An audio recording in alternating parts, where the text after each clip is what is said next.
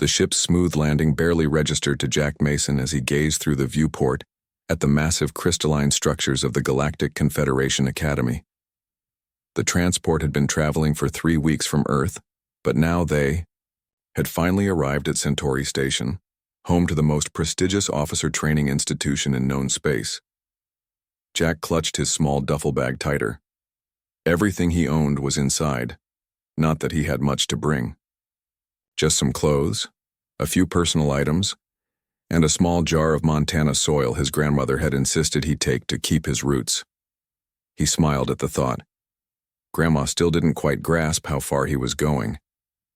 The disembarkation announcement came in 15 different languages before finally reaching English. Jack stood and stretched his 6-foot frame, still adjusting to the slightly lower gravity of the station. Around him, the other passengers, a dizzying variety of alien species, gathered their belongings.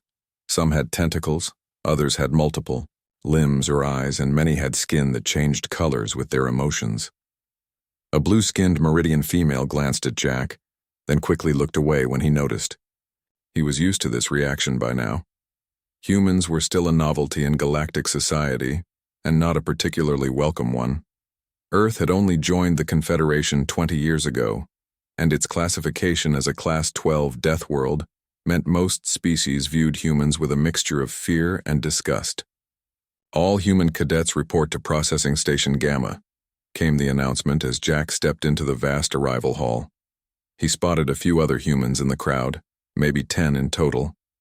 They nodded to each other with the instant camaraderie of outsiders. Mason, right? A short, red-haired woman extended her hand. I'm Ellie Thompson. Saw you on the transport. Jack shook her hand. Jack Mason. Good to meet someone else from home. Colorado Springs, she said. You? Small town in Montana. You probably never heard of it. They walked together toward Processing Station Gamma, passing hundreds of alien cadets being processed through their own species-specific checkpoints. Why'd you sign up? Ellie asked. Jack shrugged. Seemed like the best way to see the galaxy. You? Family tradition. My mom was in the first human group allowed into Confederation service. Their conversation stopped as they reached the processing station. A tall insectoid officer with compound eyes and clicking mandibles checked their credentials. Human cadets Mason and Thompson, the alien said, voice translated through a small device on its thorax. Proceed to medical for adaptation assessment, and then to housing assignment. Medical turned out to be a sterile white room where various devices scanned them from head to toe. Elevated bone density, muttered a doctor with gray skin and forearms. Excessive muscle mass. Highly inefficient digestive system. He looked at Jack with large, unblinking eyes. And traces of multiple toxic substances. I had coffee this morning, Jack explained. The doctor's skin paled. You voluntarily consumed a neurotoxin before reporting for duty. It's not toxic to humans. Ellie jumped in. Our biochemistry is different. Indeed, the doctor said, making notes. Deathworlders, you will both need modified atmospherics in your quarters. The standard oxygen mix would be insufficient for your primitive respiratory systems. After being poked, prodded, and thoroughly scanned, they were finally directed to their housing assignments. Jack found himself on Level 7, Corridor E, a section apparently designated for special environmental needs. His room was at the far end. The door slid open to reveal a small but functional space with 2 beds, 2 desks, and a shared bathroom. One side already showed signs of occupation, strange plants, glowing crystals, and a hammock-like structure instead of the standard bed. As Jack set his bag down, the door slid open, and a tall, slender being with iridescent green skin entered. The alien froze upon seeing Jack. You must be Lorith, Jack said, remembering the name on his assignment. I'm Jack Mason, your new roommate. The Viridian's skin flushed a darker green. There must be an error. I specifically requested non-predator, species housing. I'm not a predator, Jack said calmly, though he felt his face getting hot. Your species evolved as pursuit predators. Your eyes are front-facing, your teeth are designed for tearing flesh, and your endurance adaptation served one purpose: to chase prey until it collapsed from exhaustion. Loreth backed toward the door. "I will request an immediate transfer." Before Jack could respond, the Viridian was gone, leaving him alone in the half-empty room. Jack sat on his bed and sighed.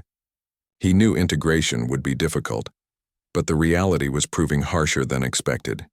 He unpacked his few belongings, placing the jar of Montana soil on his desk. The small piece of earth looked out of place among the sleek, advanced technology of the Academy. A chime signaled an incoming message on his room terminal. It was the orientation schedule. First assembly would begin in 30 minutes in the Grand Hall. Jack changed into his cadet uniform, a gray jumpsuit with blue trim that designated first-year status. The Grand Hall was enormous, capable of holding thousands. Jack found a seat, near the back, noticing that the seats around him remained conspicuously empty despite the crowded hall. Dean Raxon, a tall, serpentine alien with silvery scales, slithered onto the raised platform. "Welcome, cadets, to the 237th training cycle of the Galactic Confederation Academy. You represent the finest young minds from 189 worlds."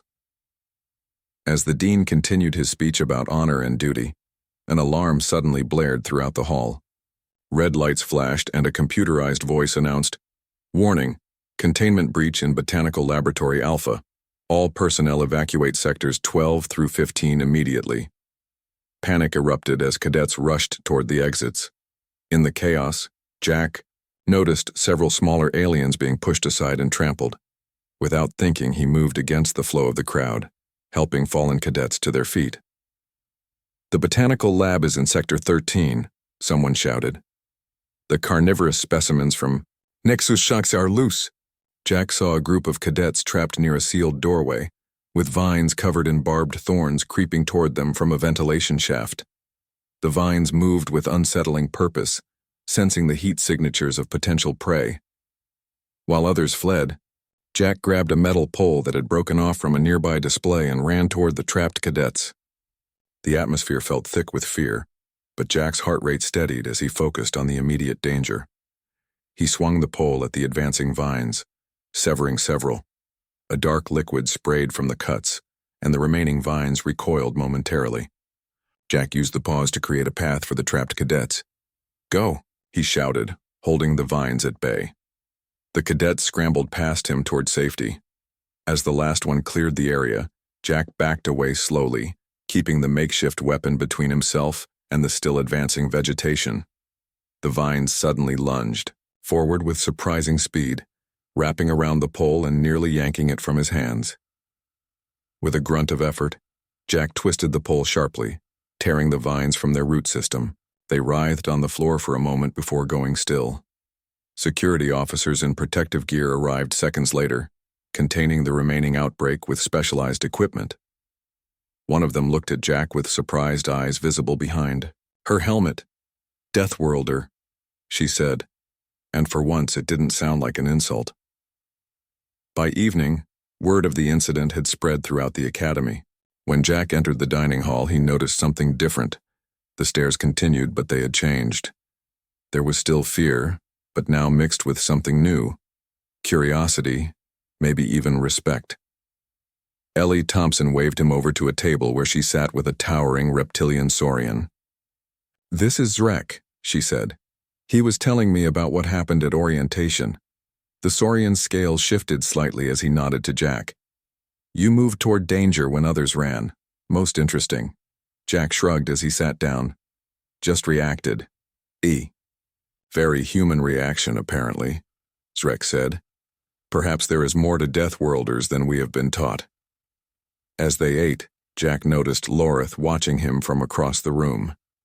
The Viridian still seemed wary, but something had changed. The first day had not gone as expected, but maybe, just maybe, there was hope for acceptance after all. Tomorrow would bring new challenges at the academy, but for tonight, Jack had made a start. Not bad for a Deathworlder from Montana. Jack Mason woke before the alarm sounded. The artificial dawn crept through his window, casting a pale glow across his small room.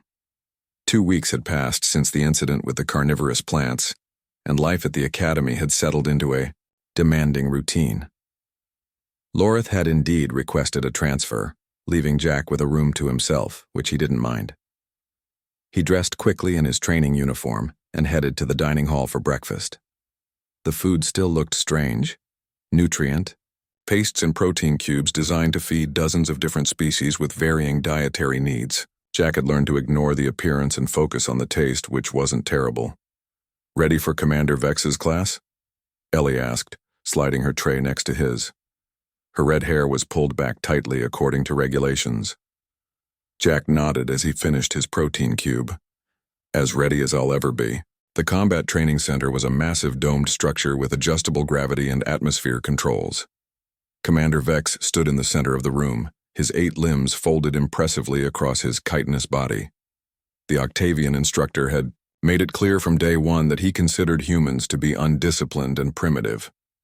"Today we begin physical assessment trials," Commander Vex announced, his translator giving his clicks and whistles a harsh metallic tone. "Each species will be tested according to Confederation standards, with appropriate modifications for biological differences." Jack noticed that the word modifications was directed at him and the other humans with a distinct tone of contempt. "Mason," Commander Vex pointed one of his upper limbs at Jack. "You will demonstrate the endurance course for your group." Jack stepped forward, aware of the many eyes watching him. The endurance course materialized around him, a series of obstacles, climbing walls, narrow tunnels, and water hazards designed to test a cadet's stamina and adaptability. "Begin," Commander Vex said. Jack took a deep breath and started running. The first obstacles were simple jumps and climbs, which he cleared easily. Then came a tunnel filled with thick, gelatinous liquid that he had to crawl through. It clung to his skin and made breathing difficult, but he pushed forward. Next was a climbing wall that shifted and changed as he climbed, forcing him to constantly adjust his grip and strategy. Jack felt his muscles burning but continued upward. What Commander Vex didn't understand was that humans had evolved for exactly this kind of challenge, enduring discomfort and pushing physical limits. As he reached the halfway point of the course, Jack realized something strange. The obstacles were getting more difficult than the standard course he had studied. Commander Vex was increasing the difficulty, probably expecting him to fail. Jack smiled grimly and pushed harder. A series of hanging rings required precise timing and grip strength to cross a pool of bubbling liquid below. Jack moved quickly, his earthborn muscles accustomed to higher gravity, giving him an advantage here. The final obstacle was a long track that gradually increased in simulated gravity. Jack felt the weight pressing down on him as he ran, but Earth's pull was 1.1 G, stronger than the Academy's standard. He had trained his entire life in higher gravity without even knowing it. With a final burst of speed, Jack crossed the finish line. He bent over, hands on his knees, breathing hard but still standing. The timer displayed a time that was nearly 3 minutes faster than the Academy record. The room fell silent. Commander Vex's upper limbs twitched in what Jack had learned was the Octavian equivalent of surprise. "Impossible," the commander finally said. "The human must have cheated." Zrek, the tall Saurian who had become something of an ally to Jack, stepped forward. "The sensors show no anomalies, Commander. He completed the course fairly." Another instructor checked the data and nodded in agreement. Commander Vex's skin darkened in the Octavian display of frustration or anger. "Very well. Thompson, your turn." Over the next hour, the rest of the cadets attempted the course. Many struggled. Some failed completely. The other humans performed well, but none matched Jack's time. When everyone had finished, Commander Vex gathered them together. "Deathworld adaptations are not the same as skill," he said, looking directly at Jack. "Tomorrow we begin zero-gravity combat training. We will see if Earth's heavy pull has prepared you for that, human." The next day proved even more challenging. The combat arena had its gravity turned off completely, and cadets had to maneuver using handholds and their own momentum. Jack struggled at first. Zero-G was entirely foreign to him. He tumbled awkwardly while many of the other species, especially those from low-gravity worlds, moved with graceful precision. "Not so impressive now, Deathworlder," Commander Vex commented as Jack missed a target for the third time. Jack said nothing. He watched how the others moved, learned from his mistakes, and gradually improved. By the end of the session, he wasn't the best, but he was far from the worst. Days turned into weeks. Each training session brought new challenges, and Commander Vex seemed determined to find something that would break the human cadets. He increased the difficulty of every exercise, pushed them harder than the others, and scrutinized their every move. During a survival simulation, the cadets were divided into teams and dropped into a holographic wilderness with extreme conditions. Jack found himself teamed with 3 non-humans: Zrek the Saurian, a 4-armed Tellarite named Pix, and a small amphibious Aquarian called Nero. Temperature dropping to dangerous levels, the computer announced as their simulated environment shifted to a frozen wasteland.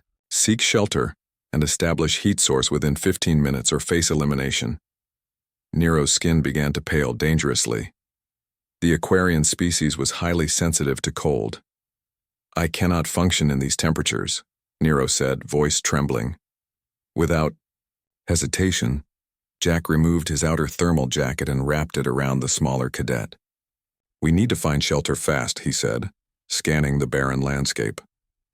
Zrek pointed to a distant rock formation. "There, possible cave system." The team moved quickly, but Nero was slowing down despite the jacket. Jack made a quick decision and lifted the Aquarian onto his back. "What are you doing?" Nero asked weakly. "Carrying you. We move faster this way." Pix looked at Jack with all 4 of his eyes. "Your core temperature will drop more rapidly without your protective gear, human." Jack nodded.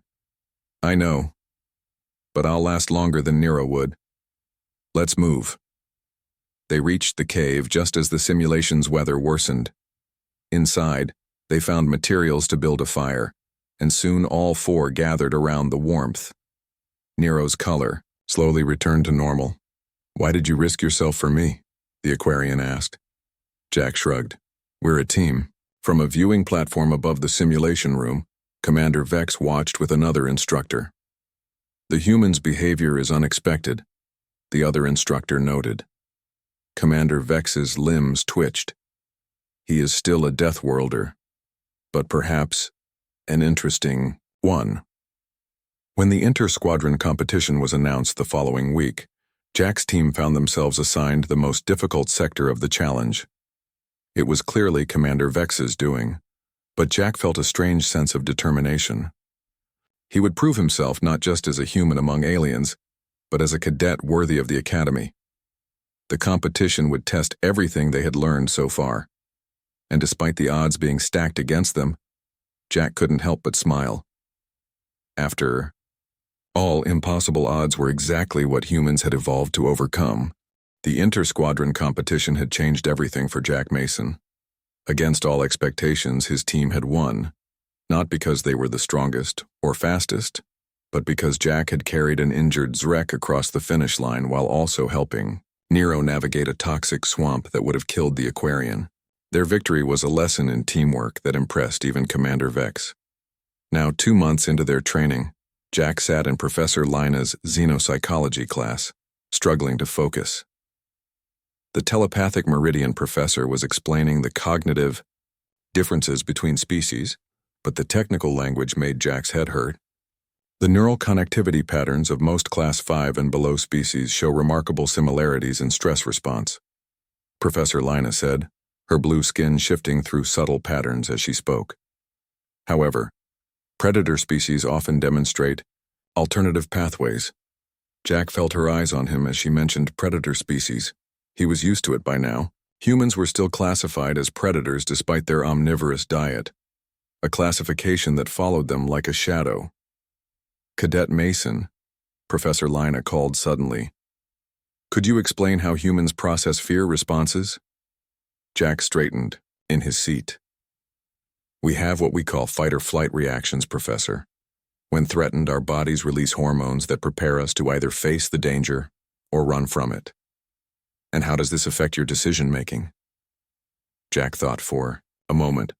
"It depends on the person. Some people freeze up. Others become more focused." Professor Lina's skin rippled with interest. More focused, you say? Not clouded by emotional response? For some of us, yes. Adrenaline can actually sharpen our thinking in a crisis. The professor made a note on her tablet. Fascinating.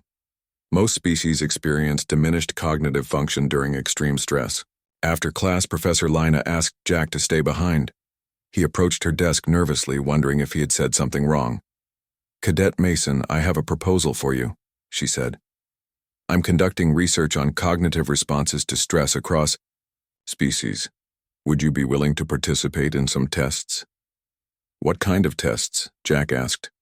Nothing harmful. Just some simulations to measure your brain activity under various conditions. Her skin shifted to a calming shade of turquoise. It could help the Academy better understand human learning patterns. Jack agreed, curious about what she might discover. The following day, he reported to the psychology lab where Professor Lina had set up various testing equipment. The first test is simple, she explained, attaching sensors to Jack's temples. You'll face a series of puzzles while we gradually increase environmental stressors. The puzzle started easily enough, a three-dimensional shape that Jack had to mentally rotate and match to one of several options. As he worked, the room temperature began to drop. Then came noise, harsh, discordant sounds that made concentration difficult. Finally, the gravity increased, making even sitting upright a challenge. To Jack's surprise, his performance improved as the stressors mounted. The increasing difficulty seemed to sharpen his focus rather than diminish it. When the test ended, Professor Lina studied the results with wide eyes. Your neural activity actually streamlined under pressure. Most species show scattered patterns when stressed, but yours became more directed. Over the next few weeks, Jack participated in more of Professor Lina's tests. Word spread among the faculty, and soon other instructors began observing. Even Dean Raxon, the Academy's skeptical administrator, came to watch. I still believe humans are too volatile for officer positions, Dean Raxon said to Professor Lina, not bothering to lower his voice as Jack completed a complex spatial reasoning test, while the room simulated earthquake conditions. One successful cadet doesn't change the species profile. Jack pretended not to hear as he finished the test. He was getting used to being talked about as if he were a specimen rather than a person. The true challenge came during the midterm evaluations. All first-year cadets faced the surrender scenario, a psychological stress test designed to teach the importance of knowing when to give up. No cadet had ever passed it. The point was to accept defeat gracefully when all options were exhausted. Jack's evaluation was scheduled last. He sat in a small room with a simple console before him. The screen lit up with a message. Your vessel is surrounded by enemy ships. Your systems are failing. Your crew is injured. Your options are limited. How do you proceed? Jack began working through the scenario, trying different approaches. Each one led to failure. He attempted diplomatic solutions, technical workarounds, and strategic maneuvers. Nothing worked. The program was designed to defeat every possible choice. After an hour, most cadets would accept the inevitable and surrender. Jack kept trying. Cadet Mason, came the voice of the evaluator through the speaker. The purpose of this exercise is to accept that some situations cannot be won. Jack nodded but continued working. I understand the purpose, sir, but I haven't exhausted all options yet. In the observation room, Professor Lina watched alongside Dean Raxon and Commander Vex. The human refuses to accept defeat, Dean Raxon said. This proves my point about volatility. Professor Lina's skin rippled thoughtfully. Or it proves something else entirely. Inside the test room, Jack had noticed something. The scenario had consistent rules even in failure. If he couldn't win by conventional means, perhaps there was another approach. He began entering a complex series of commands, not trying to win the scenario, but to change it. Alarms suddenly blared in the observation room. What's happening? Dean Raxon demanded. A technician looked up in shock. He's rewriting the parameters of the test. He's found a backdoor in the programming. On the screen, Jack had managed to create a new option. Not to defeat the enemy ships, but to alter the space around his vessel, creating a temporary wormhole that would allow escape and rescue of his crew. Impossible, Commander Vex muttered. The test has no such solution. He created one, Professor Lina said, her skin glowing with excitement. He refused the premise of the no-win scenario. When Jack emerged from the test room, he found a crowd waiting. Some looked impressed, others disturbed. Professor Lina approached him first. That was unprecedented, Cadet Mason. You broke the parameters of the test. Jack shrugged. The test said my options were limited. It didn't say they were zero. Dean Raxon slithered forward, his serpentine form towering over Jack. The point of the exercise was to accept limitations, Cadet. With respect, sir, Jack replied, meeting the Dean's gaze. Humans have a saying, where there's a will, there's a way. We don't easily accept limitations. That evening, Jack received a message from Professor Lina asking him to visit her office the following day. When he arrived, he found not only the professor but also a human man in a senior officer's uniform. Cadet Mason, this is Commander Sam Collins, Professor Lina introduced them.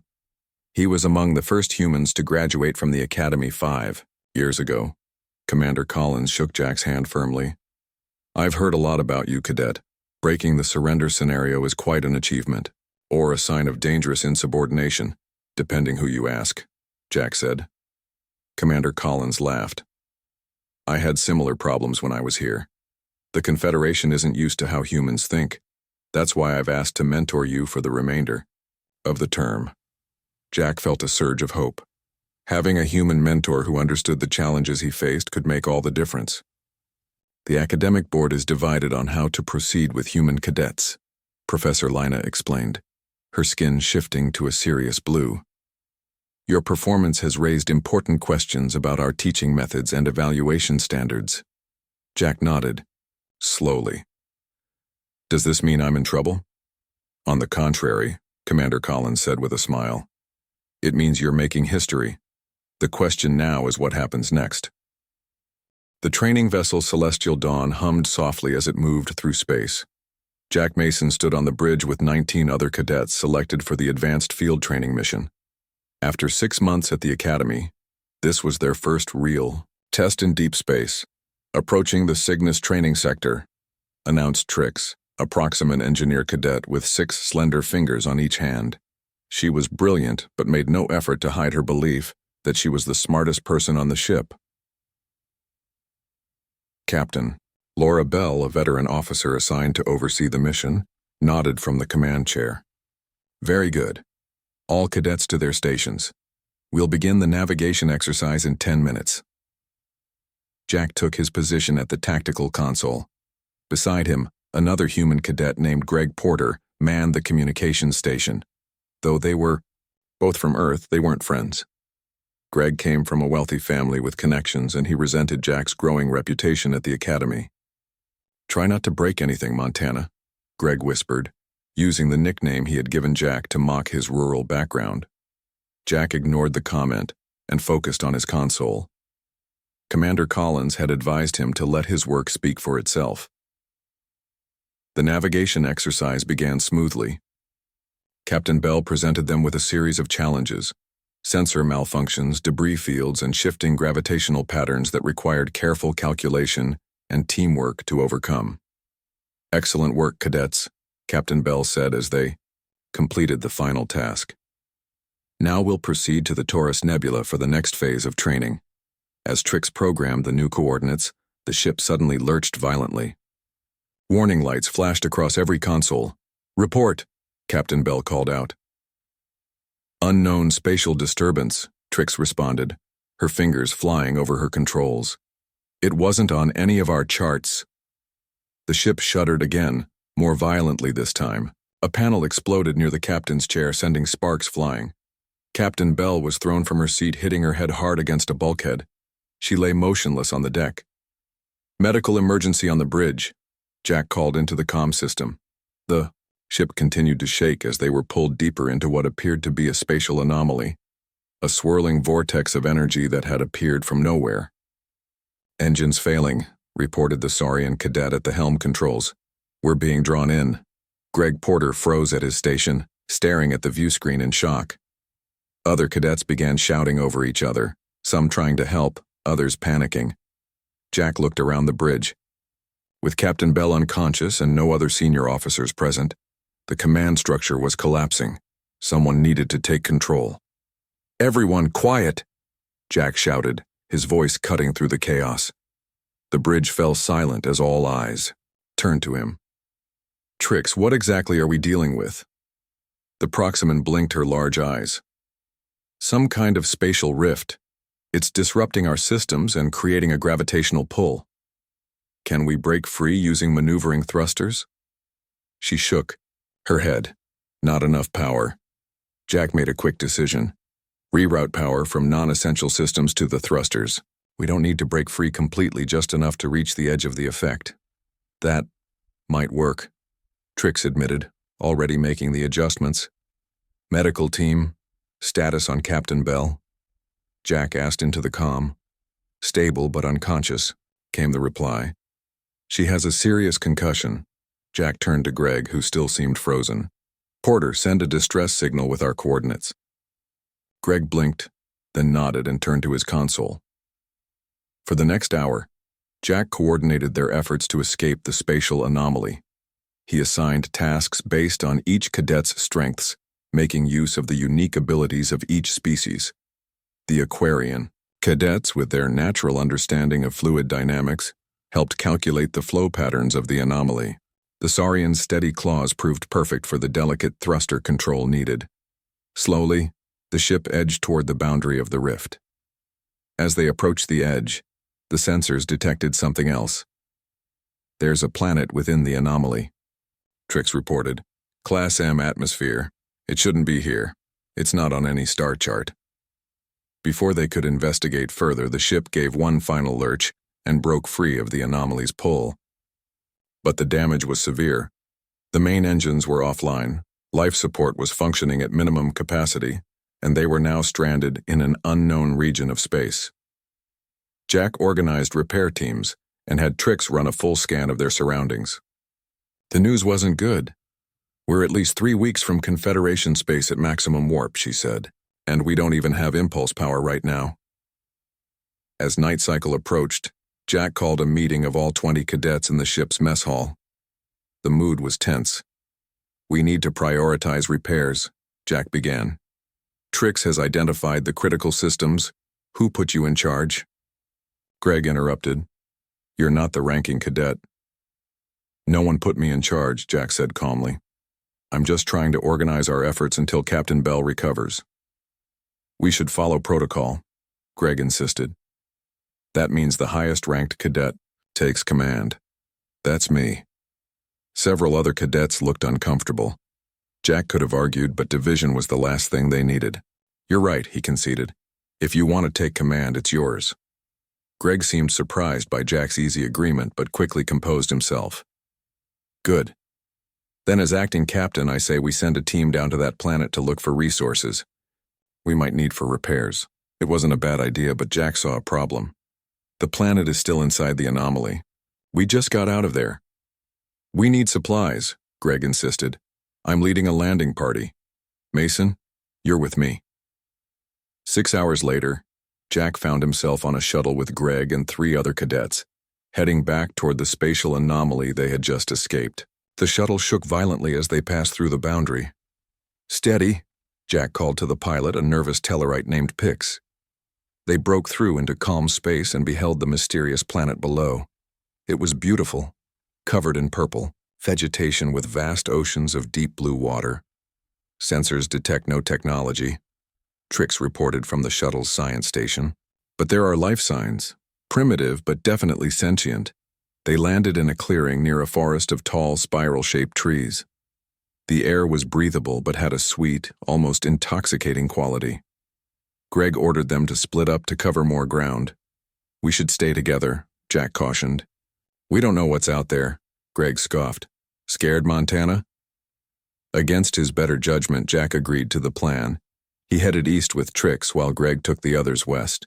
They hadn't gone far when they heard shouts and weapons fire from Greg's direction. Jack and Trix rushed back toward the sounds. They emerged from the trees to find Greg and the others surrounded by tall, slender beings with iridescent skin that reflected the purple light of their surroundings. The aliens held primitive but effective-looking spears all pointed at the cadets. "They just attacked us," Greg shouted when he saw Jack. "Use your weapon." Jack noticed that one of the aliens was clutching its arm where a laser burn showed it had already been shot. Instead of drawing his weapon, Jack slowly raised his empty hands.